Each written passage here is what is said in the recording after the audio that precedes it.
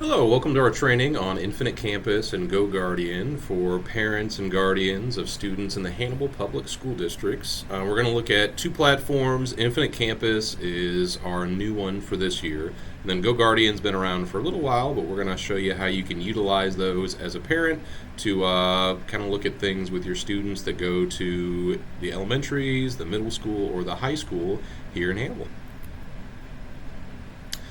Starting out with Infinite Campus. So, Infinite Campus is our new student information system that we're going to use as a replacement for the Tyler Sys 360. If you've accessed that in the past, you can access Infinite Campus as a parent through either a web browser like Chrome or Safari, and then most parents that want to use it have been enjoying the apps, which are available on Android devices through the Google Play Store or on iPhones just through the App Store. So if you just search for Infinite Campus, you'll find the parent app. It is a little weird, and I lost it too to begin with.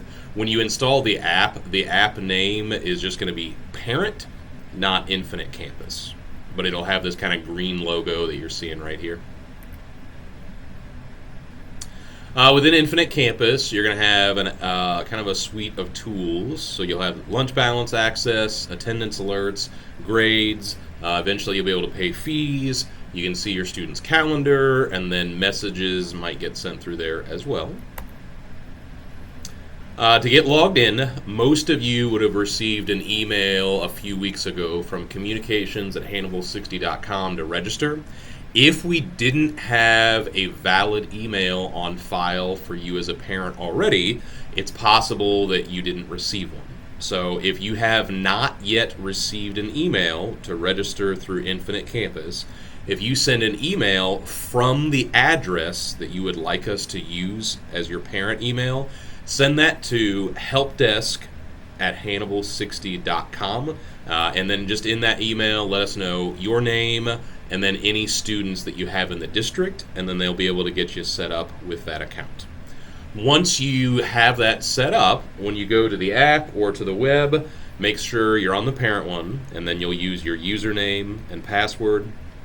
I would really recommend that if you're using the app, that you check this stay logged in box, and I'll talk about that more later on.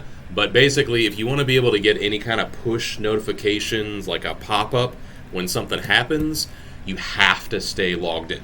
If you have to log in manually every time, it doesn't have a way to send you those notifications otherwise. Once you get logged in, you're going to be on this home tab, and you're going to see a list of any students that you have within the district. So I use myself as an example. So I have two children that are both in the elementary schools. So when I log on to begin with, I'm seeing both of them. At a quick glance, you get a little bit of info. So lunch balances and attendance updates.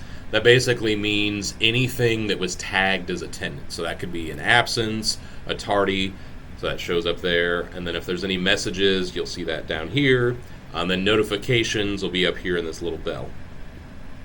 In order to be able to see the main menu, like a lot of apps, these three horizontal bars, you'll just click those, and then it'll pop up with this kind of dark gray main menu.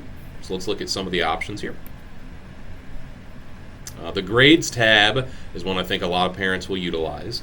To begin with, it'll pop up with whichever kid is first in your list, but if you want to switch between your kids, and if you have multiple, up here in the top right, there will be a drop down where I'm kind of hovering, and then that'll let you switch students. And then you're going to see a list of all their grades. That's going to look a little bit different depending on what grade and what building they're in. If it's an objective-based or standards-based, that's kind of what I'm seeing here with this music class. Once those things start to be assessed, you'll start to see the scores over here.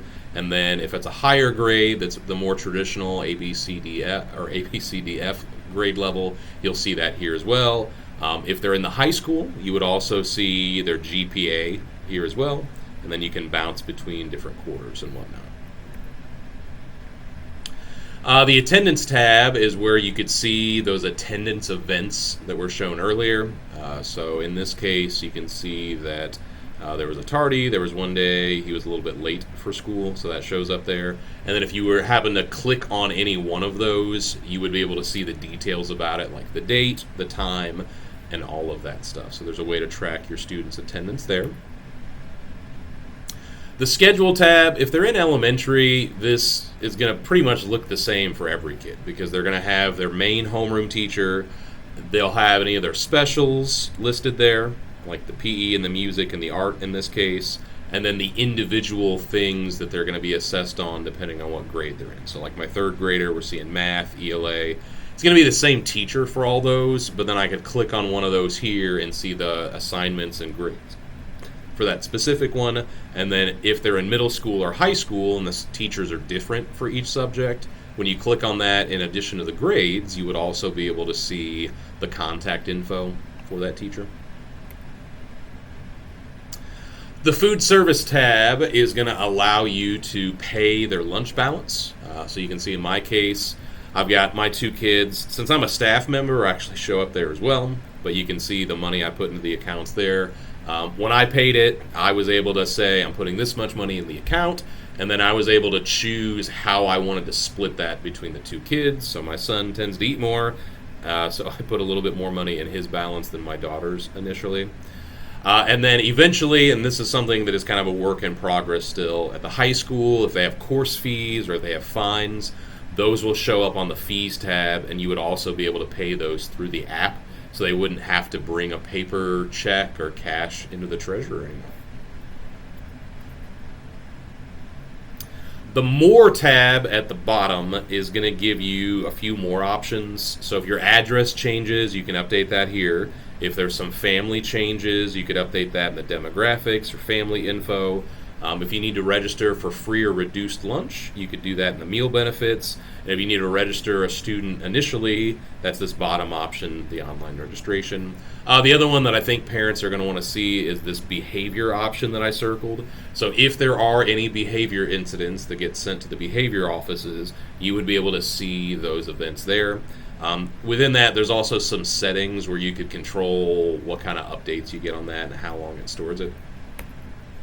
And then the last thing in Infinite Campus, I would say, is maybe one of the most important things to address to begin with, and that would be the Settings tab.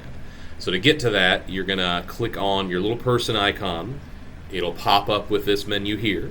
Click Settings, and the two that I would deal with initially would be where I highlighted in yellow, the notification settings. And then that's going to pop up with this tab. It'll give you that same warning that I kind of gave at the beginning of the video, that in order to get notifications, when you log in, you need to select that Stay Logged In box. Otherwise, you won't get these. By default, it's going to be set to kind of blow up your phone or your tablet with all the notifications, and maybe that's what some of you want. But if that is a bit much, you as a parent have complete control over what, if any, notifications you receive. So by default, assignment is scored would be any time a teacher puts in an assignment, you're going to get a notification on that and then what the grade was. If you don't want to get that, you can uncheck it. This slider here, you can actually set thresholds. So if you don't want to get a score all the time, what I think I might do is I probably only want to get a score if it's something below a certain grade. So if I slide this down, I can select whatever percent that I would want to get a notification on. So if my third grader got below an 80% on something, that's something I would like to know. So I would slide that down to an 80, and then anything that's below that, I'd get the notification on. The grade is updated as talking about their overall grade, so same kind of idea there. So if you don't want to know it every single time there's an update, you can slide it down to, maybe you want a notification if their grade ever drops below a 90%, which would be less than an A-. Lunch balance, you can also select to get a push notification there, which honestly for me would be great because I didn't do a great job of paying attention to that last year, and I would realize that my son was in the negative before I put more money in there. So you can set whatever threshold you want, and then if their account gets lower than that, it'll send you a notification. The attendance is updated, means anytime they're marked as absent or tardy, you'll get it.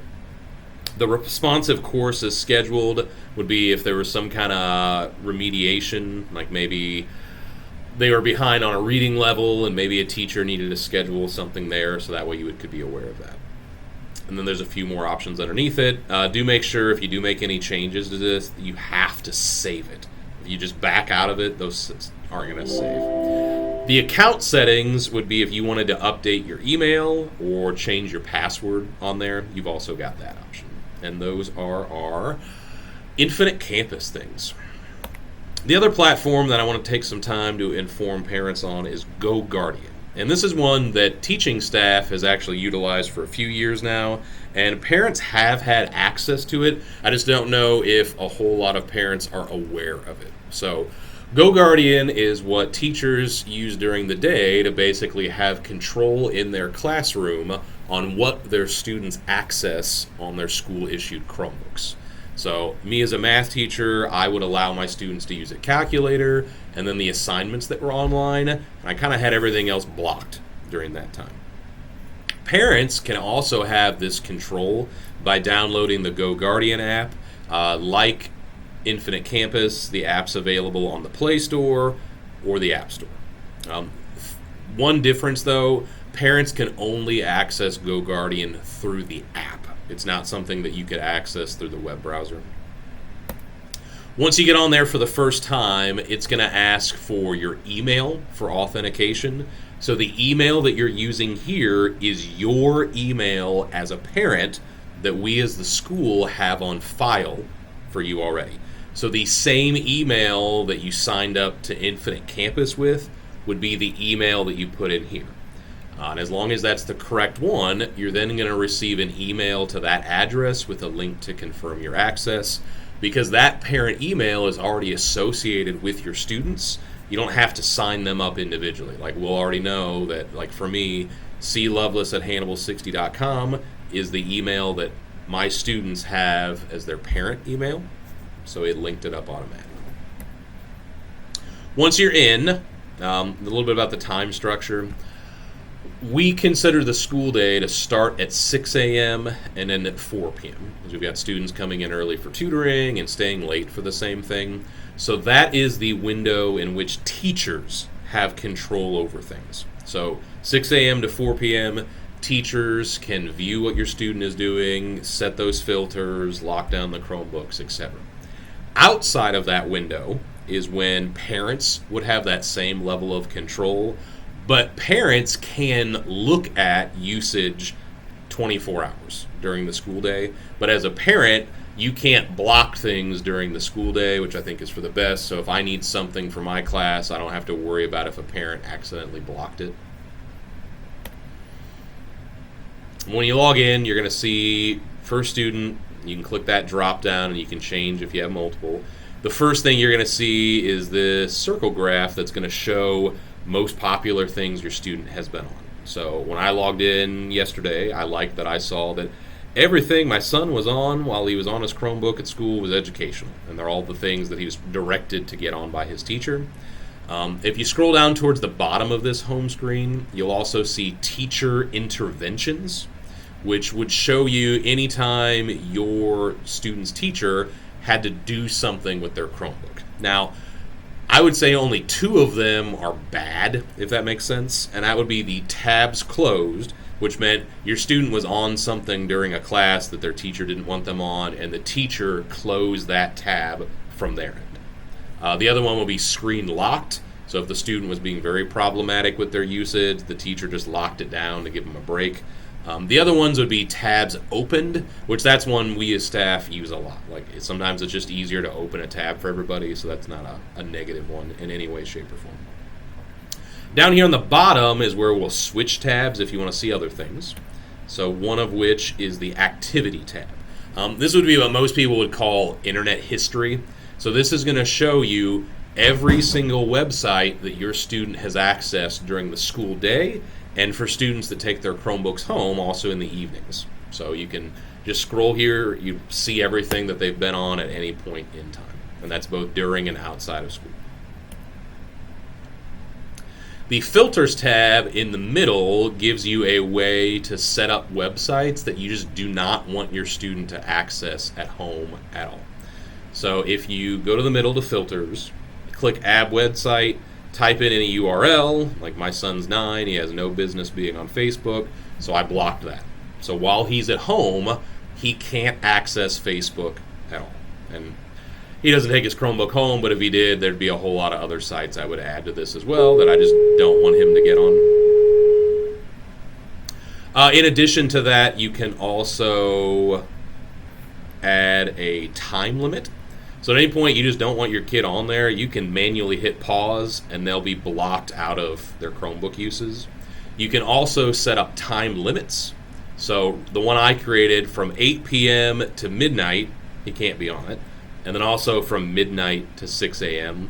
If you do want to do one of these overnight windows, you do have to set it up like I did as 2 separate times, where it ends at midnight and then starts over at midnight. And then you could apply that for every day. Or if you just don't want your kid to be on their Chromebook when they're home at all, you could set it to be off from 4 p.m. at home. But keep in mind, a lot of students do need to do assignments at home, so that's one I would kind of discourage you from doing. But that is up to you and your household how you want to set those limitations. If you do have questions on this, especially with the setup, the help desk at Hannibal 60 is where you can do that. I've been Corey Lovelace. I'm the school's technology coach, so I primarily do these kind of trainings with our teaching staff, but I'm also happy to help out with any parent questions as well.